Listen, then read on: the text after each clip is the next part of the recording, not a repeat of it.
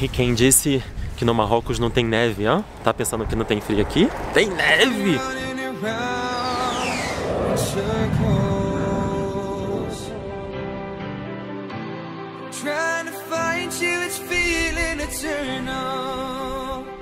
E é claro, como toda montanha neva, a diferença é que não é muita neve, né? Porque aqui faz calor, mas olha a quantidade de neve que existe aqui. É muita neve, tá nevando muito, não sei se vocês estão conseguindo me ouvir. E aqui nessas montanhas, indo em direção ao deserto do Saara, eu tô tendo imagens que eu nunca imaginei na minha vida que eu iria ter. Tá ventando muito e eu nunca imaginei que eu ia encontrar neve aqui. Olha atrás de mim, aquelas montanhas lá dentro, lá atrás. Uma coisa incrível. E eu não sei se você já esteve aqui ou se você já viu vídeos sobre, mas eu, no momento da viagem, vindo pra cá, eu fiquei tonto porque é como se fosse um zigue-zague. O carro vai fazendo um zigue-zague pra lá e pra cá e subindo, e eu cometi um erro gravíssimo de ficar escrevendo no celular. Nunca faça isso quando você estiver na estrada ou estiver tendo aqueles zigue-zagues, porque você vai ficar tonto. É uma dica do mestre, aquele Elzinho que fez errado. Olha essa rajada, vocês conseguem ouvir?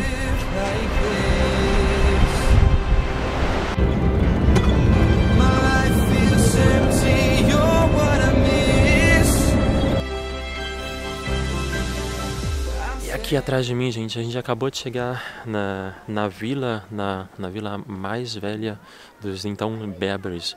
Os Berberes um dos povos mais antigos da África do Norte, e antes eles já estavam aqui na África do Norte antes de toda a arabização, vamos dizer assim, né? Quando os árabes chegavam e introduziram toda a religião islâmica. Uma das partes mais interessantes é que são duas vilas, são duas cidades. A nova cidade Berbere e a cidade velha Berbere, que é essa que eu mostrei para vocês. E a cidade velha Berbere, que, bom, voltando aos berberes, são em torno de, estima-se que tem mais de 50 milhões de berberes em toda a região da África do Norte. E são os povos originais da região da África do Norte. Então, essa vila dos berberes dizem que é uma das mais antigas vilas de berberes que existe.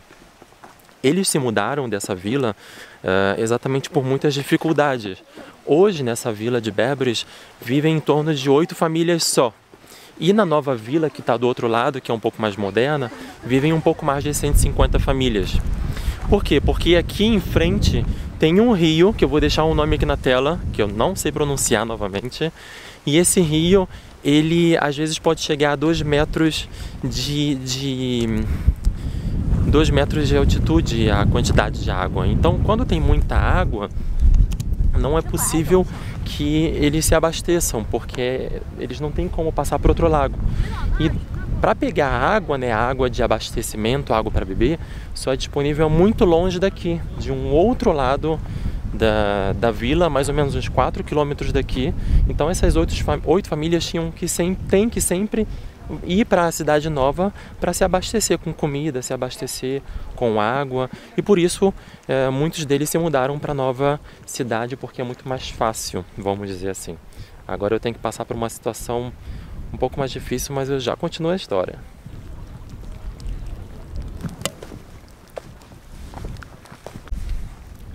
E aqui atrás de mim está então a nova vila, a nova cidadezinha dos berberes, né?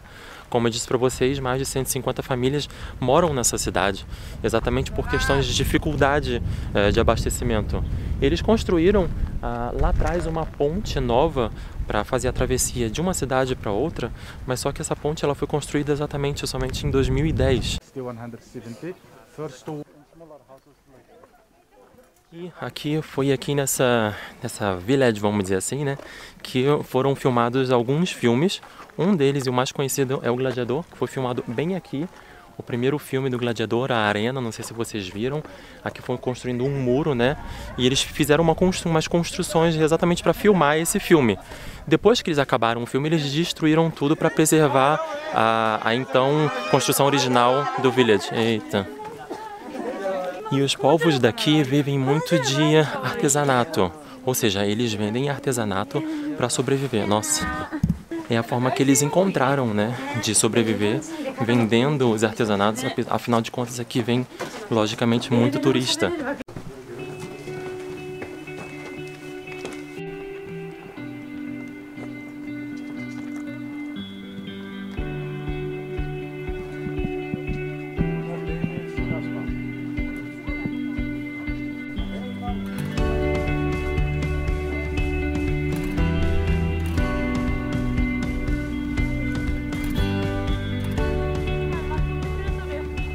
Aqui da parte de cima, que é a parte mais alta do cume, a parte mais alta de toda a estrutura. Nossa, gente, tô esbaforido. É onde a gente vê uma parte do deserto. Aqui é como se não é o deserto do Saara, é o deserto pedrificado. Isso um dia foi o Saara que você conhece, mas só que com o tempo essa areia ela vai se pedrificando, vamos dizer assim. Elas ficam duras e viram rochas. E por isso que tem essa imagem tão linda. Eu não sei se vocês conseguem ver bem lá no fundo. Tem a... Tô cansado. Tem as... como se fosse as montanhas. Os Alpes, vamos dizer assim, cheio de neve. E é um contraste sensacional, como vocês veem. Eu tô com calor. Deve estar uns 20 graus, mas também subir também, né? Uma pessoa que não pratica esporte. Então fica assim, né? Idoso. Mas enfim, voltando ao tema, os Berbers já estavam aqui antes de chegar os árabes, ou seja, eles têm uma língua original deles, que é a língua berbere, vamos dizer assim, né? Eles falam berbere, que não tem nada a ver com o árabe. E quando os árabes chegaram, eles meio que evangelizaram a cidade, né? Transformaram todo mundo em muçulmanos, claro. E depois, lá para o século VII, vamos dizer assim, por aí, chegaram os judeus. Os judeus, sim, eles chegaram aqui. E até um determinado momento, os judeus, naquela época, não podiam se casar com os berberes e com os islamitas, vamos dizer assim, né? Hoje é possível o casamento entre eles, mas naquela época não era possível. Olha atrás de mim, gente, essa imagem.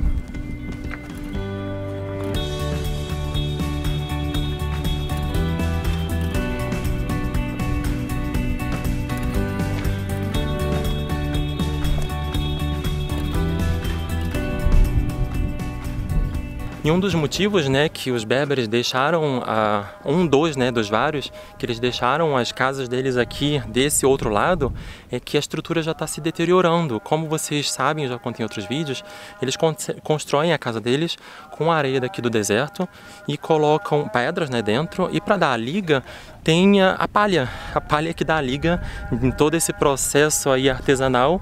E é muito interessante, né, você saber como eles conseguem fazer essa construção sem as tecnologias de hoje em dia.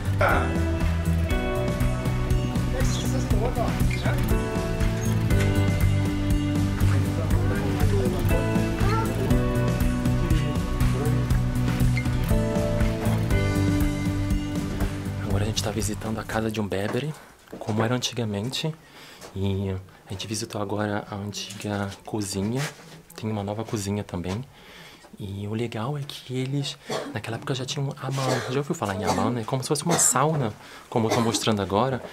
Mas ali, naquele quartinho, só cabia uma pessoa. E eu pensava que eram poucos filmes que tinham sido filmados aqui. Mas são muitos filmes. Muitos até que eu não conheço, inclusive, porque eu não sou muito o tipo que vê filme. Mas eram muitos filmes. Lord of the Rings, alguma coisa assim que eu já ouvi falar também, enfim, vários filmes. Esse guia que está me guiando, né, que está nos guiando porque nós somos um grupo, ele falou que ele foi um dos espectadores. Quando o gladiador, né, eles construíram toda aquela ale, aquele negócio redondo, que eu não sei como é que fala o nome, ele foi um dos figurantes que ficaram ali em volta daquele palanque, né? Porque teve a guerra entre os gladiadores e ficava aquelas pessoas gritando, uau, uau, e ele era um dos figurantes.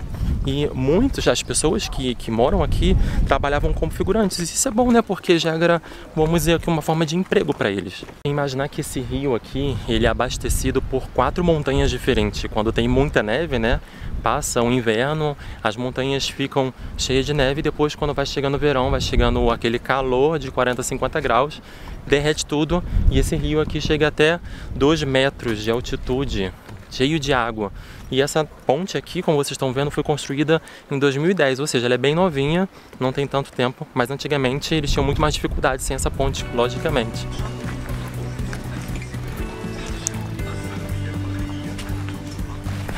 E mais uma vez o guia nos levando em um shoppingzinho pra gente comprar alguma coisa, logicamente receber o cascalho dele. Eu gostaria muito de ajudar, mas eu não gosto muito dessas coisas. Eu já trabalhei no Rio com turismo, sei como é que funcionam essas coisas. Mas é interessante que eles tentaram vender aquele negócio de colocar na cabeça, né? E eles falam que nós temos que ter isso para ir pro deserto. Eu sei que nós temos que ter isso, mas imagina eu, um carioca, acostumado com 50 graus, 40 graus na praia de Ipanema, ter medo de sol de 25 graus no inverno? Tá louco, rapaz. Mas eu já tenho um negócio pra botar na cabeça, mas não por causa do sol, mas pra proteger o nariz e os olhos do vento e da areia, que às vezes pode entrar nos olhos, mais por causa disso, mas não por causa do sol.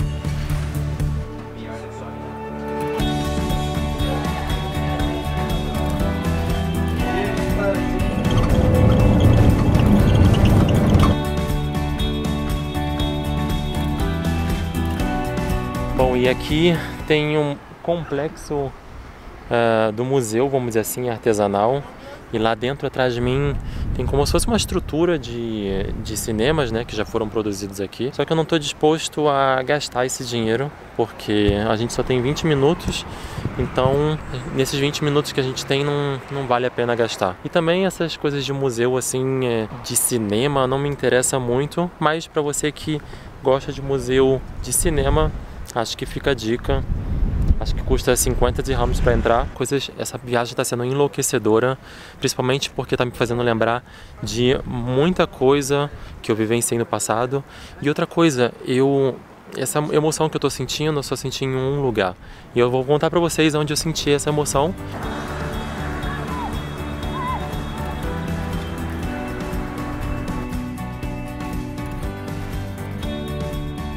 Bom, e quando eu saí de lá de Marrakech, estava uma temperatura bem baixa, devia estar fazendo, eu acho que uns 4 ou 6 graus, se eu não me engano. E vocês viram que eu passando pela montanha, estava bastante frio, estava nevando, então é uma coisa normal naquela parte. E passando toda aquela cordilheira, não sei se posso dizer, aquelas montanhas, né, como se fosse os Andes, né, uma montanha que cruza todo o país. Já um clima completamente diferente, aqui já é mais quente, dá pra perceber que eu tô de camisa de manga, né, vamos dizer assim, tô sem casaco. Deve estar uns 12 graus, mas tá frio! Não, pra mim não tá frio, porque eu moro na Suíça, mas é porque tá muito calor também dentro do carro, então isso meio que refresca, né. É interessante dizer que esse tour a gente tá pagando 85 euros por pessoa, isso são 3 dias e 2 noites. Então assim, é incluso o café da manhã e o jantar, só tenho que pagar o almoço. Vale a pena, não vale? Eu acho que tá valendo o preço, eu não tenho do que reclamar. E como vocês sabem que eu adoro o pôr do sol, o sunset, vou agradecer esse dia e a presença de vocês com mais um sunset. Agradecer esse dia a Deus, agradecer por tudo, pela minha saúde e de poder estar aqui com vocês. Obrigado, fiquem bem, sejam felizes e até a próxima. Fui!